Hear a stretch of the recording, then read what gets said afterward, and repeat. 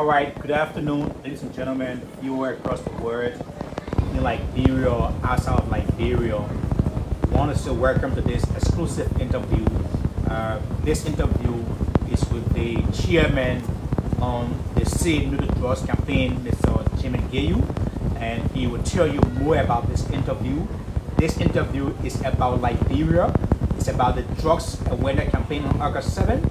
So, ladies and gentlemen of the press, and those of you who are following us, we would like to inform you that this is not a protest, but this is a march. So, our chairman will give you more rundown on how the program will be like tomorrow and what you need to know, what is government saying, what is our stand. So, thank you. And then we now turn our camera to our chairman, Mr. Jimmy Gayeouj. Thanks for following. Well, good afternoon. Welcome to Focus on Liberia with me. I'm Sir Augustine. I'm Sir Augustine Mario Jr.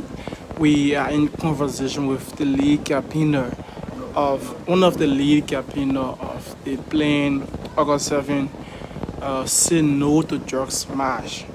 Well, there are several planners towards the events, but today we are speaking with Mr. Jimmy Gayeouj, who will better introduce himself as we go along with this conversation. Sir, welcome. Well, thank you for inviting me on your podcast or your platform. TV what? Focus on Liberia. Focus on Liberia. I'm Jimmy Gayeouj once more. I'm one of the lead campaigners. And the reason I'm called chairman is because the mobilization that we did to bring this day to actuality in the eyes and life of many Liberians is because we have up to 1,000 members under one umbrella and decided to come out in our numbers. We want 1,000 will have be another, so up to 2,000 will mobilize across the country. So I'm the chairman on that group in collaboration with the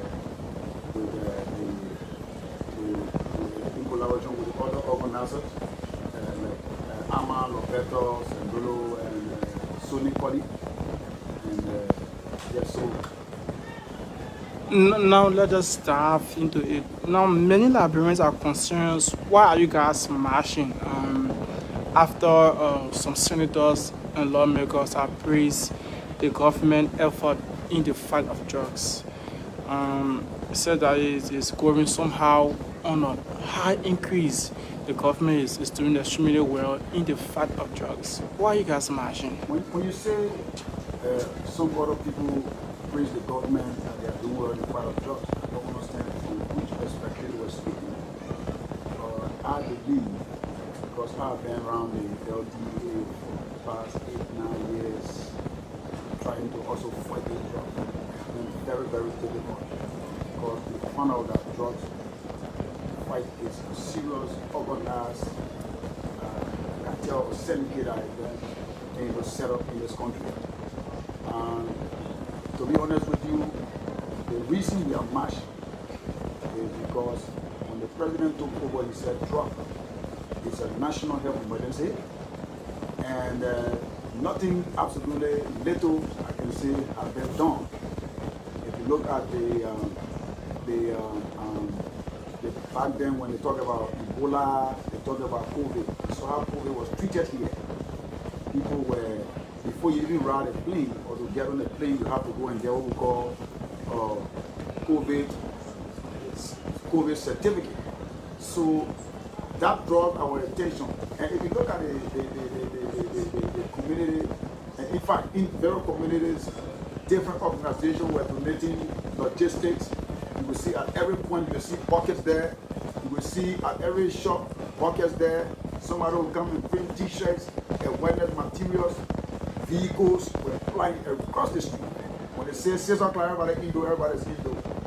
So I don't understand when the president made a pronouncement saying drugs are the people that were appointed to spearhead this emergency campaign did it, and even up to now, because I remember on the team when we went all the way to Bentor there, what we saw the UN whole area that they were preparing to say they were going to take most of the people to the Ria. But up to now, 2 years are gone. And if you look at rural communities, The ghettos is increasing on a daily basis. I mean, can you imagine you tell your son, say, or your friend, say, come to me at Warren Street Junction here. At the end of the day, no, I can't come down after 6, out of fear. And if you go to ghettos, you see that a lot of young people have been destroyed. Friend influencing them. You go to schools, they have the other drugs, the pills, different tastes. They brought them into the country, smuggling it in, and now most of our youth. So it raising concern from parents, because most of the parents then, you know, they don't stay home, they go somewhere or go to work. When they come back, they see their child behaving in a certain way. At the end of the day, they try to find out, say, oh, your child can always go behind to one community. When you go look there, at the end you see what the child is into. I'm also into rehabilitation in the lower market. That drew my attention also, to see how I can get involved. It's no longer about law enforcement, it's about going there and taking the child from there. So I've been going through a lot of challenging time in the various ghettos. Parents come in on a daily basis, say, come for my son. I'm tired with him. I just want to put him somewhere.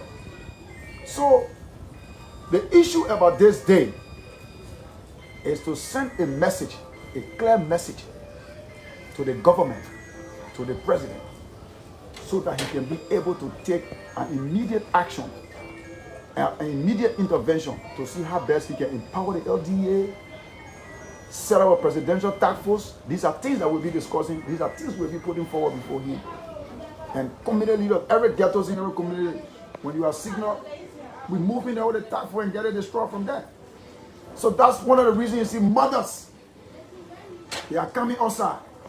Fathers are coming outside. That the other man came explaining to me. The other lady there crying in tears. The other day while I was standing, the other guy came crying. There's a motorcyclist. His son is sitting to one tire shop to park one tire just to go and smoke. And he was in tears. If you follow DN News, you'll see that. So there's a day across the entire world. We are going to send a message to the president. What makes yours so different from all of the calls that have been going on? There have been several messages going to the president on the call of protecting drugs, fighting drugs. What makes your march so different from other marches? Let's be realistic. Awareness have been going around. Do you see in the streets people buying their own t-shirt? You were standing there. When people giving $5, $10 to buy their own t-shirt, do you think it's normal? That be realistic. Don't you think they put ready for drastic action? They are ready. You understand what I'm saying? If the man can go and say, okay, I will be part of it. Just face my t-shirt for me. If I have more for it, if you tell the man $15, the man willing to go pay. Go in the street or in Memorial Town, or on Facebook, people printing t-shirt. You go anywhere. I've seen immigration law enforcement officers who say I will be part of the process because my son, for me, I got my cousin now stuck up. Same bloodline, he's stuck up somewhere. The guy was almost a gang leader for somewhere in Bannersville. At the end, I was able to persuade and get him out of the place, and he's now being kept somewhere in my rehab there. So, what makes this unique is that every sector, the Yana boys, the Pimpin boys, the motorcycle and the vehicle, today I just stopped around here at Junction. They saw the sticker on my car, everybody running. When I show the sticker, see people running for it. I able to say, I want to be president. No. But because everywhere you turn, I mean, let's be realistic. How you be in your horse, you put your own bed on your lace on or your relative kinds of, you hold the bell on your arm. So even you that sitting here, if you're not careful, you walk from here to go on the road, they may snatch your phone. So what makes it unique? Even yourself, you walk here voluntarily to come and ask me why I made this. Because you're volunteer, I'm not paying you, I'm not giving you data to put in your phone. So you see how unique it is? It's everybody's business in this country. That's why you see, we are outside. If I tell you there are some people giving a printing press, people printing free of charge. Is it normal? People donating. Is it normal? We're not going to them. We just send a signal across and say, yeah, this is what we're going to do. As citizens of Liberia, and we must fix this thing. This is what every Liberians are concerned about. Several political groupings has endorsed this protest, has endorsed the march, terming it as protest. As the League Capino, do you see this welcoming for political parties to endorse the march terming as protest? To that, is this a peaceful march or a protest? This is not a protest. This is a peaceful march. from everywhere in every corner, people will be coming out. Now, let me say this.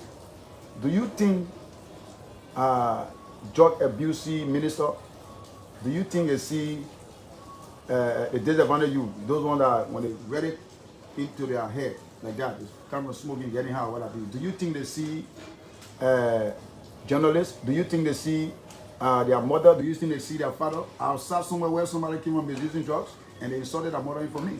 I was so angry. So I don't want her to speak when it comes to that, to see it as a political rally we are on. No. It's a far away from political. It's far away from political. So, but I can't stop Representative Tor to say don't march. He's a citizen of Liberia.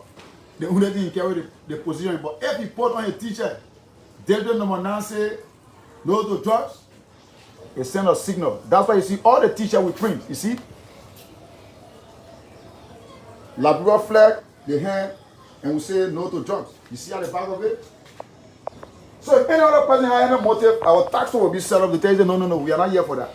Will you be stopping politicians if they join the march in a political gear? No, we can't allow anybody to join the march in a political gear. We'll be very clear. We have an organized system. We have a task force in place. You understand it? We have been organizing it in a lot of times. We have set up, everywhere.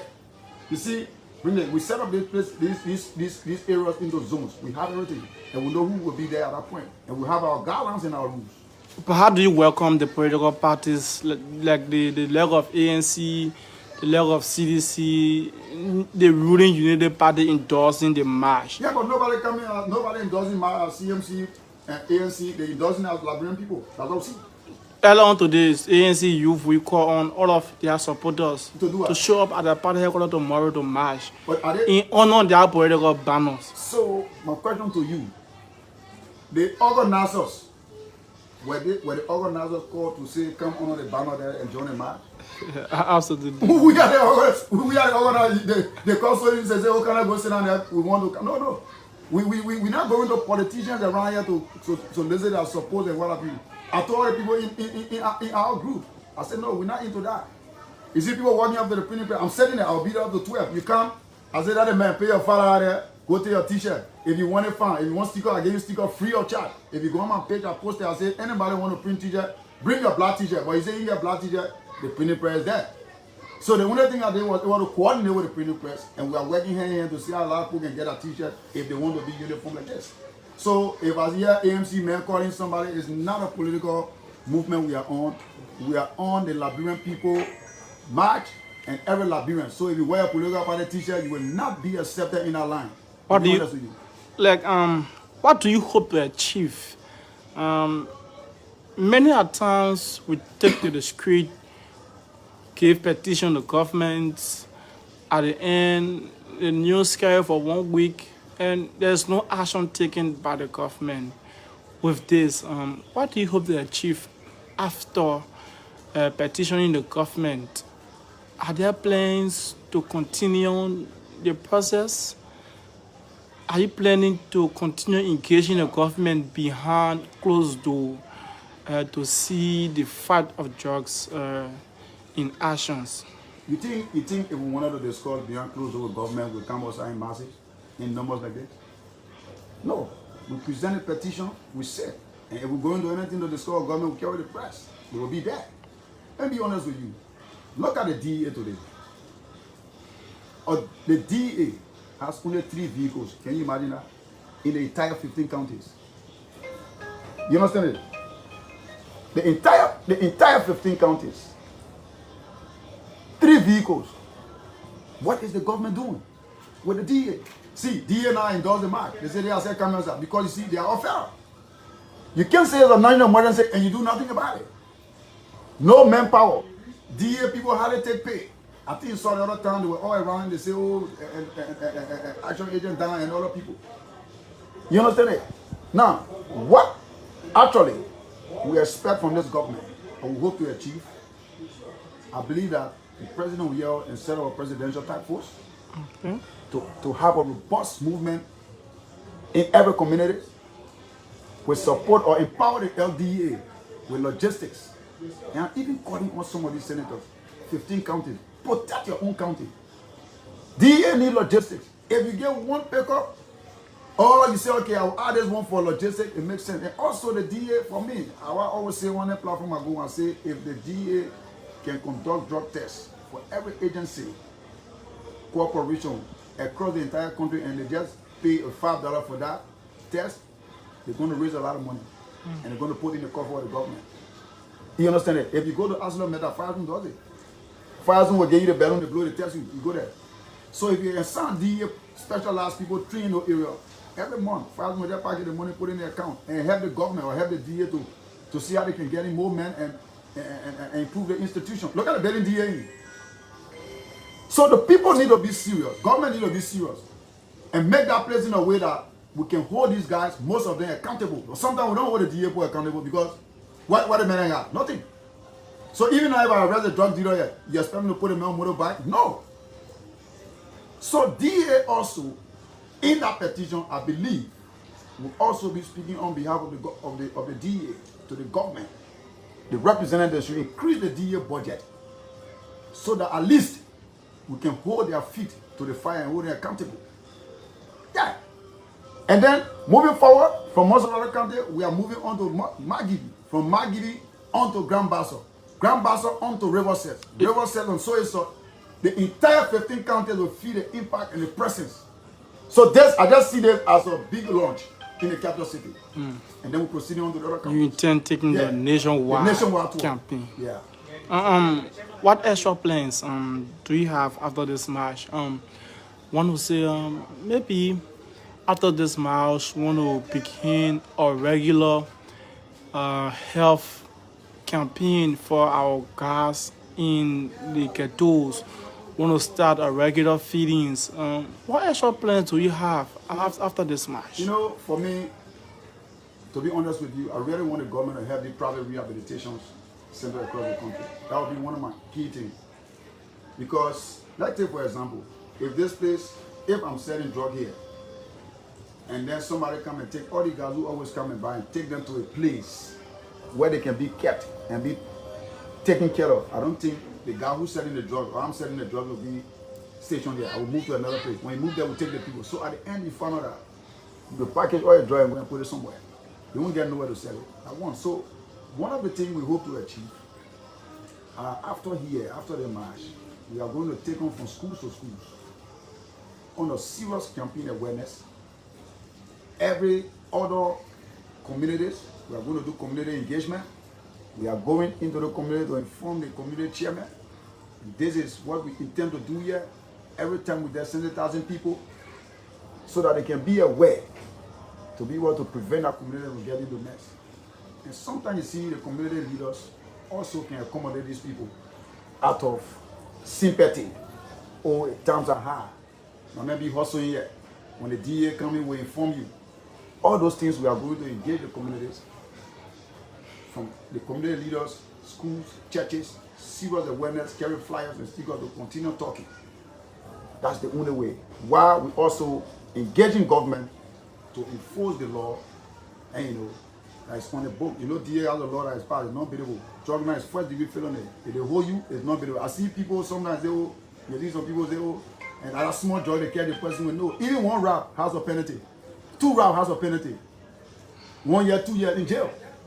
You understand it? So where we are is we are really coming out in our numbers to call on the government to take some forceful action against drug users and drug dealers and try to see how best you can find places for these guys who are being abused by this substance so we can help to rehabilitate them. Before we wind down, you want to tell us the various meeting points where those thinking of attending the march can meet and pick up from there?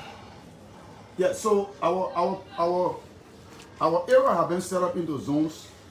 You see the Somalia Drive, communities, Barnaville Estate, New Jersey, everybody coming to us. You see Pinsville also have red line, whatever. So the people from the Ghanarsville side will come all the way to Freeport. You alright? The people from the Ghanarsville side will come all the way to Freeport and start marching gradually moving gradually, moving gradually, moving gradually until we get to the Capitol building. Then the people from the things, the Dupo Road side, red light, all will gather between coming all the way from 540, walking towards coming to the Visible 11 Park, and then they will march in straight to the Capitol, where our lead, our head campaigner will present the petition and speak on behalf of all. But other people can come with your cameras, your how you call it, your material to come and do some interview with the public and see. Security is a major concern. Yeah. What have you done to secure many Liberians that will be out there tomorrow? Yeah, so I want the public to know that it is a national call. We didn't just get up from the street or from our houses to come out. We were able to engage the Justice Ministry, which issued a permit. And today at 12, I received a call from one of our lead campaigners from the other organizing body to go to police headquarters. I sent my group vice chair there, and then he went there and concluded everything. So they are setting up a route, and I received some call from other security personnel. Oh, my man, they called. I said, yeah. So they're going there to arrange and see how best they can put things in order, also in line with our task force. Okay. So we can coordinate. So there will be no distraction, there will be no fighting. We're not going to be dancing. And one of the strict rules we have is don't bring green bottle. We don't want alcohol in our line. If we see it, we ask the police to put in a paper and carry you, because we are not going to be violent. We are going in a mourning stage. Tonight, our group having a prayer fest. We are going to pray about this. It is very serious. And yeah, a prayer fest tonight. Where will that prayer fest be? On our online platform. Oh, okay. So we'll be having a prayer fest for like almost an hour. Different prayer points, because this is not a normal thing. Like Gary Johnson said, the bishop, he said it's not normal. And he blessed all of us here. And he just imagine how serious it is. If the church can contribute towards the fight. Have you seen that before? So it's something that is sending a signal. And I believe through the special grace of God, something will happen in this country, and the life of many Liberians will be saved through our little effort we are applying. They get a closing statement. Yeah, I don't want to say, I want to encourage everybody to come out in your numbers. Get your black t-shirt. If you don't have black t-shirt, you'll see some stickers. You just peel it and put it in for your black shirt like this, and then you come out. So I encourage you to be peaceful and come in a mourning form, because I know somebody in your family has been affected. Come out and let cry to God and government to see how best they can help us to curtail this misuse of drugs in our country. Thank you so very much.